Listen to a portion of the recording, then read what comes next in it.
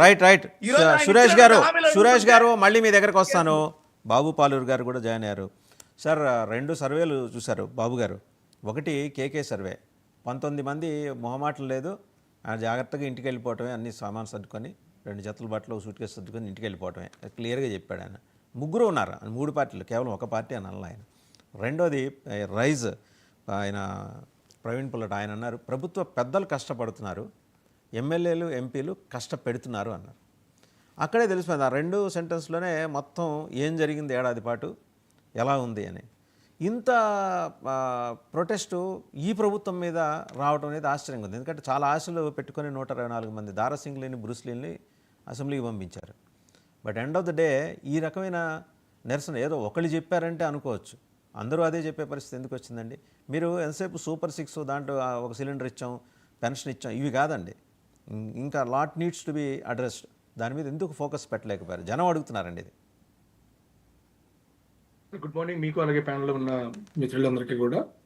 Sir, ఇప్పుడు ఈ సర్వేలు అనేవి it is too early to decide, but ఏంటంటే వాటిని కూడా కన్సిడర్ చేసుకొని వాటి పరిగణలోకి తీసుకొని మనం తీసుకోవాల్సిన మార్పులు కానీ, అలాగే ఏదైతే 19 మంది అని చెప్తున్నారో కేకే సర్వే కొంచెం మిగతా సర్వేస్ కంపెనీస్తో పోలిస్తే ఇది కొంచెం రిలయబుల్ సోర్స్ కాబట్టి దీన్ని మేము తిప్పికొట్టాలి లేకపోతే దీన్ని పక్కకు పెట్టేయాలని చెప్పి కాకుండా దీన్ని కూడా పరిగణలోకి తీసుకొని ఆ 19 మంది ఎవరు, వాటిని ఎలా సర్ది చేయాలి అనేది తప్పనిసరిగా ఇటు చంద్రబాబు నాయుడు గారు కానీ అటు పవన్ కళ్యాణ్ గారు కానీ ఆలోచిస్తారు, బీజేపీ పెద్దలు కూడా ఆలోచిస్తారు. ఇందులో ఎలాంటి మొహమాటం లేదు.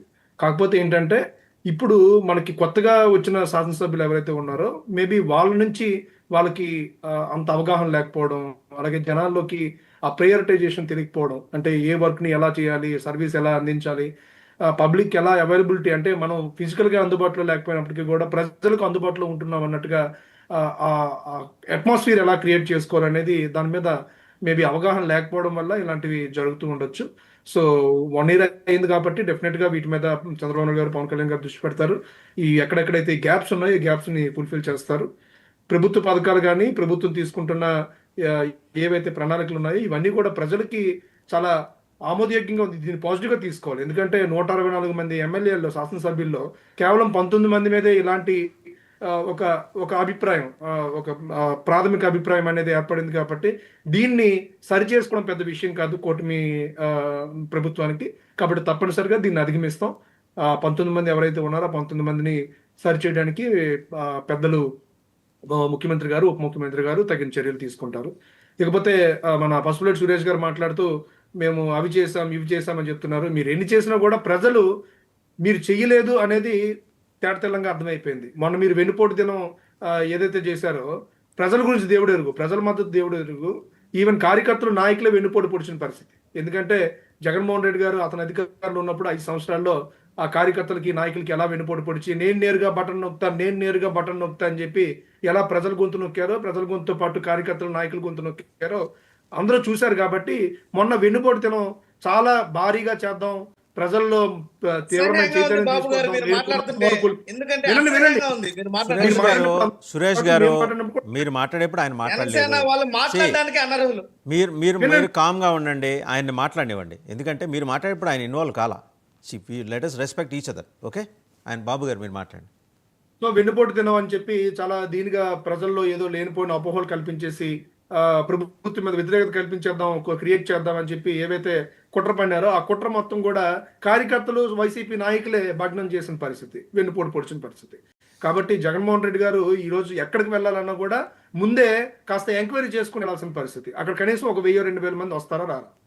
ఎందుకంటే ప్రజలకి చేసింది ఏం లేదు, ప్రజలకి రాష్ట్రానికి జరిగిందా అయినా కూడా ఎందుకు వస్తున్నారండి ఆయనకి బాబు గారు? అయినా కూడా ఎందుకు వస్తున్నారు ఆయనకి జనాలు?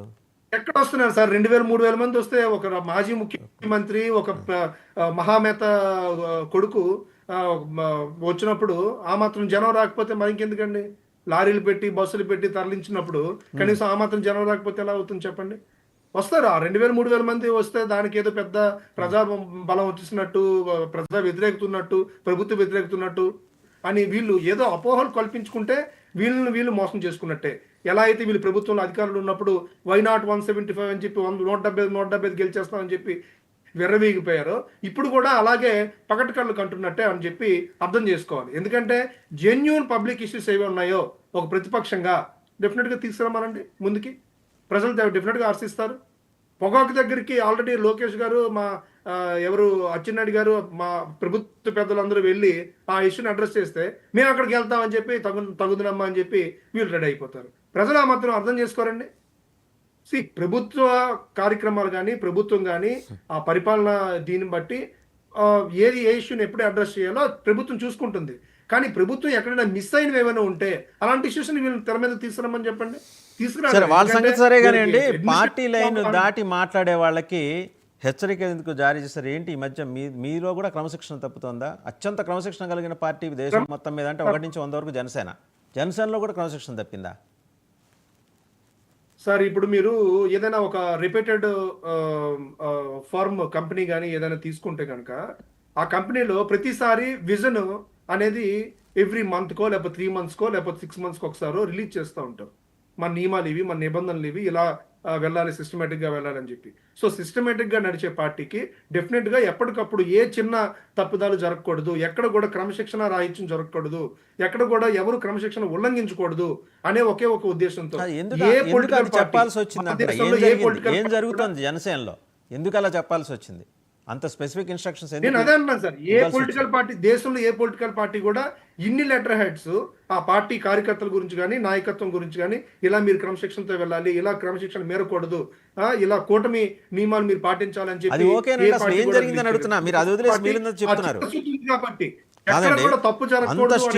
వార్నింగ్ ఇవ్వాల్సినంత పరిస్థితి ఎందుకు వచ్చింది అని అడుగుతున్నాయి. కారణం అడుగుతున్నానండి. ఇవన్నీ లెటర్ హెడ్స్ ఏమైంది? అసలు విషయం ఇప్పుడు విషయాలు కూడా తెలుస్తారు. ఇప్పుడు ఏంటంటే మేమేం ఆలోచిస్తామంటే పవన్ కళ్యాణ్ గారికి సముచిత స్థానం దక్కి రాష్ట్రం బాగుపడితే చాలని మేము అనుకుంటాం. కాకపోతే కొంతమంది కార్యకర్తలు, కొంతమంది నాయకుల్లో కొంత అసహనం రావడం అనేది కామన్, సహజం. ఆ అసహనంతో కొంతమంది ఏంటంటే టీడీపీ మాకు ఆ పర్టికులర్ నియోజకవర్గంలో మాకు గౌరవం ఇవ్వట్లేదు, లేకపోతే వాళ్ళ కార్యకర్తల నాయకులను చూసుకుంటుంది తప్పితే మా జనసేన కార్యకర్తల నాయకులు పట్టించుకోవట్లేదు అనే ఉద్దేశం ఉండడం మాత్రం నిజం, వాస్తవం. ఉద్దేశం నిజం కూడా కాదు. చాలా చోట్ల నిజం, చాలా చోట్ల మనకి ఇన్సిడెంట్స్ కూడా బయటపడ్డాయి. వీళ్ళని కాళ్ళ చెప్పులు నేను ఓపెన్ గా ఉన్నది వాస్తవంగా చెప్తున్నాను. ఇప్పుడు ఇందులో దాపరికం ఏం లేదు. పొలిటికల్ పార్టీ అన్నప్పుడు ఒకే పార్టీలో బోల్డ్ కుమ్మకులు ఉంటాయి, బోల్డ్ గొడవలు ఉంటాయి, ఇష్యూస్ ఉంటాయి.